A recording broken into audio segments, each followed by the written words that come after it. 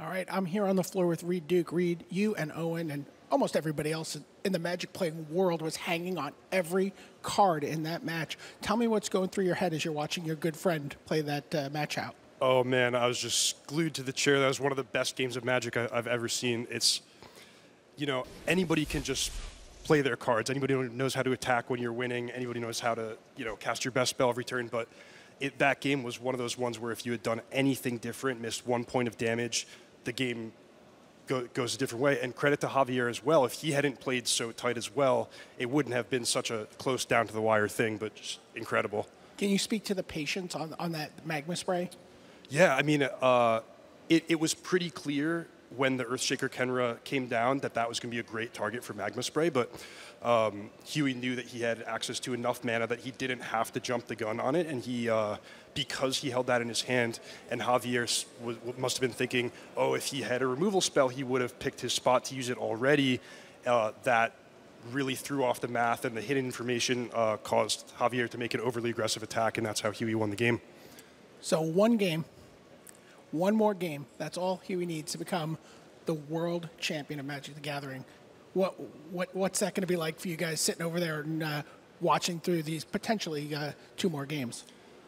It's just incredible. I mean, Owen and I watching have also been in that chair and, you know the excitement and like the stress, and both of us ended up getting second, so we know the pain of losing. So it's just going to be like things coming full circle if our good buddy and teammate can win. All right, Reed, I'll let you get back to your seat. I know you can't wait to watch. None of us can wait to watch. So let's get back to it as quickly as we can here at the Magic the Gathering World Championship. And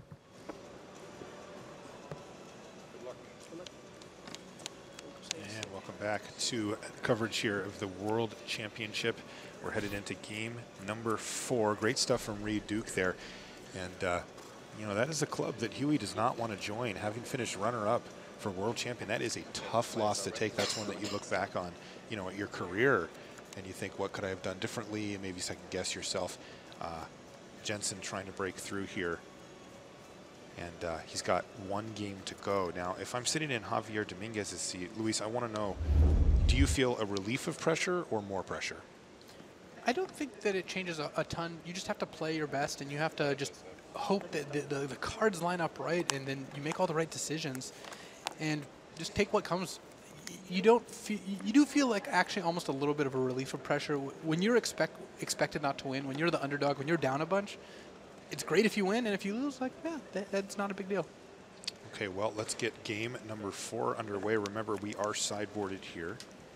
And we've got a Soulscar Mage to kick things off here for Dominguez, though it looks like his mana base a little painful here with a pair of Ramunap Ruins. Yeah, anytime your Ramunap Red opponent leads with Ramunap Ruins, you know they don't have any other mountains in their hand.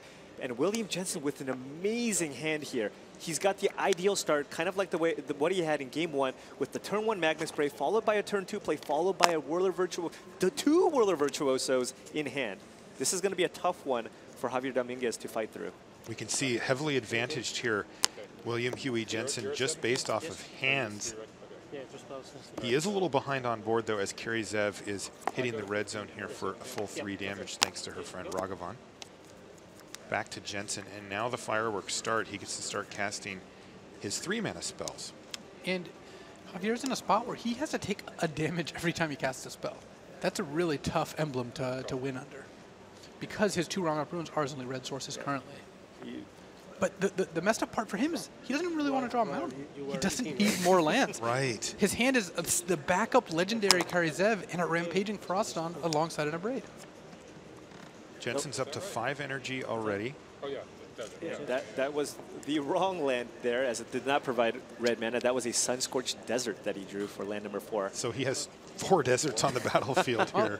You know, mono red might seem like it has the perfect mana base, but colorless lands are a cost. Ramunap Ruins are a cost, and Javier is paying that cost. It's unfortunate for him that it happens in game 4 of the finals of the World Championship, but it is going to happen some of those games. Jensen patiently awaits the play here from Javier Dominguez, looking down at a hand that could make him the world championship and the world champion, excuse me, and earn him $100,000 today. Huey opting to not block the Ragavan here and just made a Thopter in response to the Abrade. He does have the follow-up Whirler Virtuoso here. Yeah, he'll have 5 energy once again. Oh, he is down to 11 here, That though. was a very good draw. What did he draw there, Paul? He drew, I believe, in Attune with Ether, giving him additional energy for that Whirler Virtuoso. Right. Previously, he could have played a Whirler Virtuoso and gone up to 5 energy, but now that he drew the Attune, he can make 2 Thopters. And there it is, Attune with Ether. That's going to put him at 4 energy, and then assuming that he gets a land, plays it, and plays the Whirler Virtuoso, he'll be up to 7. And like you said, Paul, that's enough for 2 Thopters rather than the 1 he would have had at 5. He also is going to not need to use Ether Hub for colored mana sources very many more times this game, which is a pretty big advantage. You know, Ether Hub was kind of like his ramen up ruins, but he's gotten out from under it, whereas Javier's still taking damage every time he taps those for mana. And there it is, Whirler Virtuoso number 2. Javier Dominguez kind of puts his head to the side and says, oh, you have another one of those? That's not what I wanted to see here. Keys to the matchup. Right.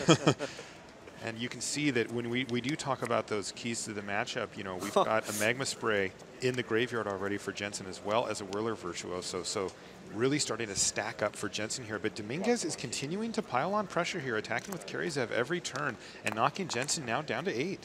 Javier's drawn more than half the deserts in his deck now with Ramunap Ruin number 3. He's going to play a Rampaging Ferocidon. Looks like he has another copy of Karizev in hand. Another not really what you want to see here moment for Javier Dominguez. Now with Rampaging Ferocidon on the stack, William Jensen has to make the decision. How many Thopters do I want to make in response to this, as he would take a damage if the Rampaging Ferocidon enters the battlefield? As we saw last game, every single point of damage matters here in this matchup. And the players both playing excellent Magic, not giving each other any wiggle room whatsoever. The result, though, for Huey was he's going to make 1 Thopter, leave himself with 4 energy left over. And part of the reason he would do that is his last spell in hand actually is Long Tusk Cub. He's you know, out of action, but that Cub, that can use that energy and that can threaten to be a 4/4 blocker. Yeah. It is very, very important to make sure that your Long Tusk Cub can become a 4/4 because, again, all the removal effects in the Ramunap Red deck deal chunks of 3 damage. To be clear, Huey is at 10, though. He did block Ragavan last turn. Oh, he did? With the Whirler Virtuoso. Okay. So he's at 10, but going to 9 from the Rampaging Ferocidon. And another desert from Javier Dominguez. What in the world? Every single land he's drawn this game have all been deserts. He has gotten William Jensen down to 8 life, though. He's got 12 potential damage on the battlefield. Though Javier has to pay 2 life just to use Ramunap Ruins. If he wants to throw one of these Sunscorched Deserts William's direction, then he has to pay 2 life himself. It looks like Javier has decided no attacks is the correct line, and now the top of the library for Jensen is where he's going to be finding action. No, he finds an island off the top. And William Jensen also, you know, excellent start, but he has strung together a bunch of lands. So Javier Dominguez does have a couple of nice draws here. If he draws Hazoret, for example, off the top, that will put a lot of pressure on William Jensen. And William may also have kind of deduced that the second Karizev might be one of the few cards Javier could have in hand. He clearly doesn't have lands in hand. There aren't very many spells he wouldn't have cast. That actually narrows it down significantly. Does Javier want to take 2 and toss a land here? At both players, essentially. Hey, I mean, he's ahead on life total. Yeah. 2 to you, 2 to me seems to work pretty well for Javier at this point. Jensen out of gasoline here. There's a mountain off the top. Not the worst draw, as now he only takes 1 damage Right. whenever he activates the Ramunap Ruins. And William Jensen is 3 activations away from death here. Jensen impressed by the mountain there from Javier Dominguez. Nice card. Yeah. Another land off the top for William Jensen. And these are the big turns, though, where Jensen really needs to draw a way to finish the game, or the Ramunap Ruins will eventually tick down William's life total. Yeah, he needs to find a way to pressure Dominguez, but he can't really. This is one of the huge strengths of the Ramunap Red deck. Javier Dominguez drew 7 lands, but those lands could just end the game. Long Tusk Cub is going to attack. Jensen recognizing the need to start attacking. He's going to cash in 2 of his energy to make sure that Karizev dies. And Dominguez says, okay, well, this is clearly a race at this point. My lands versus your creatures. I'm going to start throwing away creatures to preserve my life total. as William Jensen falls down to 4, Dominguez falls down to 9, and he has a pair of Karyzevs in hand. Another reason why he didn't mind blocking there. So now Javier Dominguez just needs to survive this attack and then draw a land to win this game.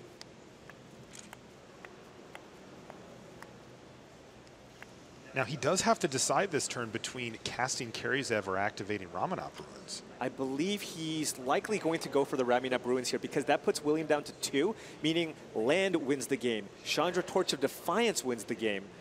It just gives him many more windows to actually just draw a card for the win. Yeah, Lightning Strike, Shock. Right. Right. Also, that Rampaging Ferocidon gets much more annoying when Jensen falls down to just 2 life. And look at that. He just drew himself a Whirler Virtuoso. Yeah, but he cannot afford to make a token off of that Virtuoso. No, he can't. That would be lethal.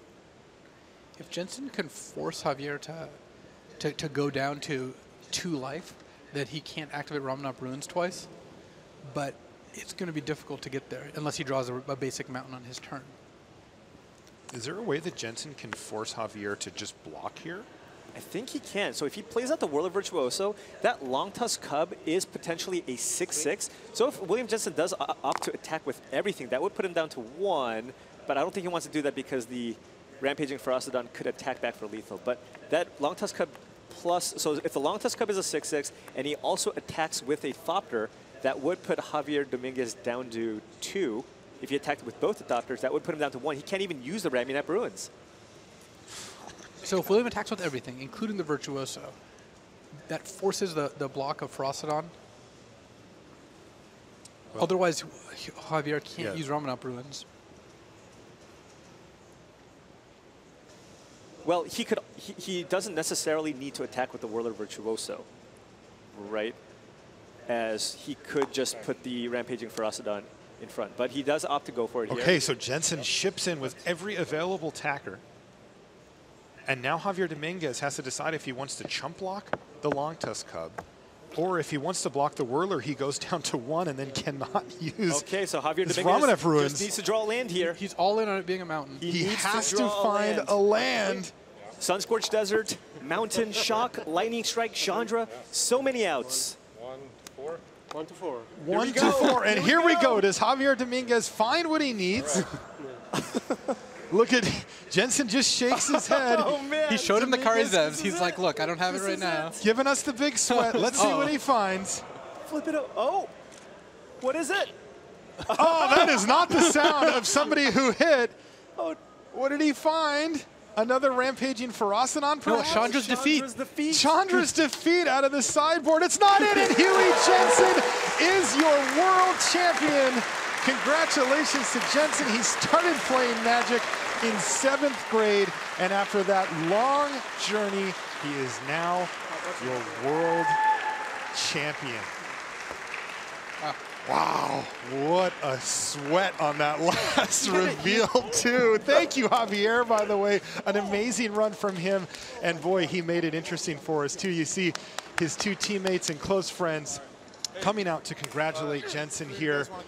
They couldn't be happier for him, of course, rooting him on every single step of the way. They were hoping to join him here in the top 4. Remember, the Peach Garden Oath almost had 3 out of 4 people in of the top 4 taken up by then, but it was only Jensen that made it, and it's only Jensen who is your world champion. Gentlemen, wow, that was intense stuff. Any land, after that. almost any spell. Yeah, that's right. There were a ton of cards, maybe half of his deck, maybe more. I would say probably more. Yeah, wow, what a game. What a match. Incredible stuff. Thank you so much for joining us here in the booth as we took you through this journey of the semifinals into the finals. Of course, we've got a lot more as we wrap up here from the World Championship. Let's send it over to Rich Hagan at the news desk.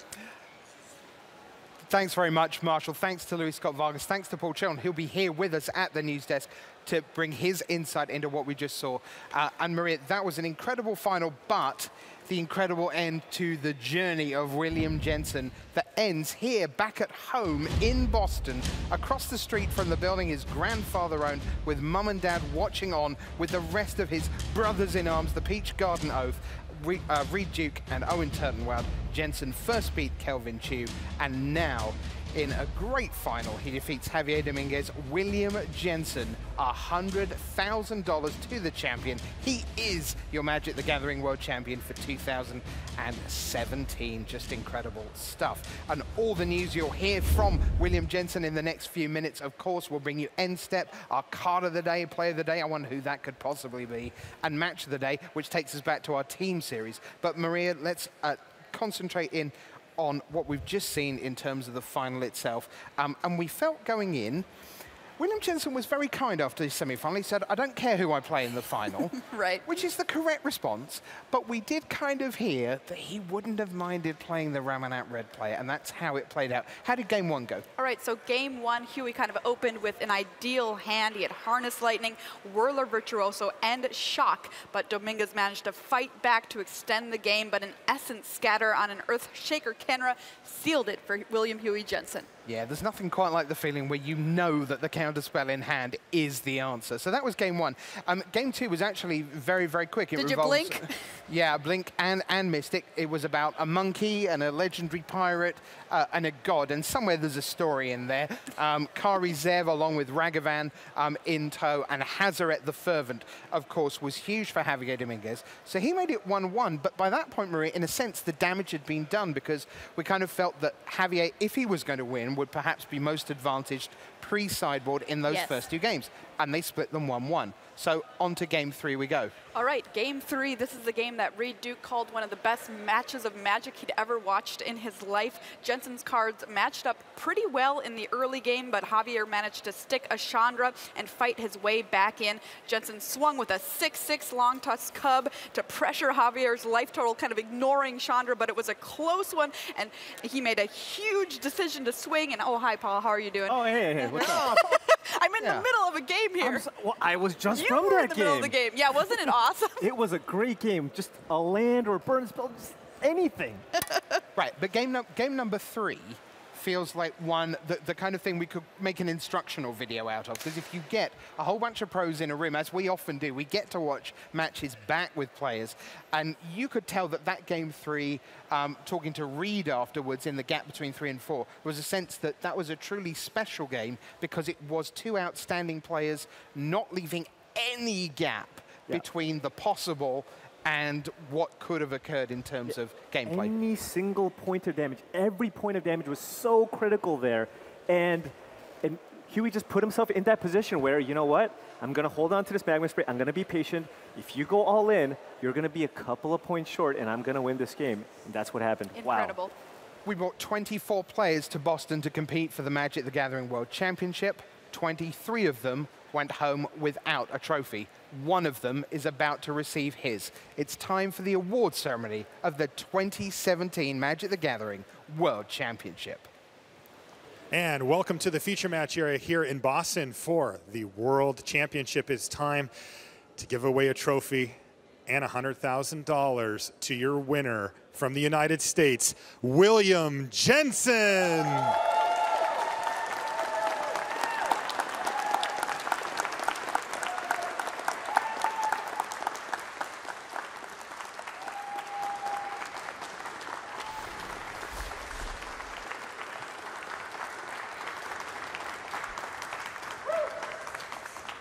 Huey, first off, congratulations. You gave us about a heart attack coming down the stretch there while we were in the booth. What was going through your mind during the course of that last game?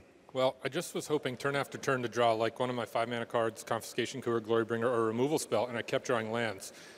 And it got to the point where the writing was getting to be on the wall. I basically made an attack where I lose to any card. You know, I'm trying to think, like, what can he have? Because any burn spell to remove, even a Thopter, I'm going to lose. Any creature, any haste creature, I'm going to lose. But ultimately, if he didn't have any of that stuff, he was going to be forced to chump block with his Ferocidon, be dead on the next turn. He had to draw a mountain. Man, you should have seen us in the booth, Huey. We were holding our breath. You should have been in my head for that 30 seconds, yeah. Now, you're from this area here in Boston, started playing around 7th grade. It's been a long journey for you here. You finally reached the absolute pinnacle of the game here, being the world champion. What's it like winning in front of your home crowd here? It's awesome. I mean, every interview I did, I told everybody that's really why I wanted to win this specific tournament, and so I'm really happy it worked out. All that hard work finally paying off here. Who do you want to thank? All right, first Owen and Reed. Without those guys, without those guys, I wouldn't be half the Magic player I am today. The rest of my teammates. Special thanks to Andrew Cuneo and Ben Rubin, who really went above and beyond helping us prepare for a tournament they weren't even qualified for. The rest of our teammates on the Pantheon, my parents, everybody, my family, I don't know. Huey, congratulations. They did so much for me growing up. They ran TJ Collectibles where I played every day. Just everyone. Huey, congratulations. You're our world champion.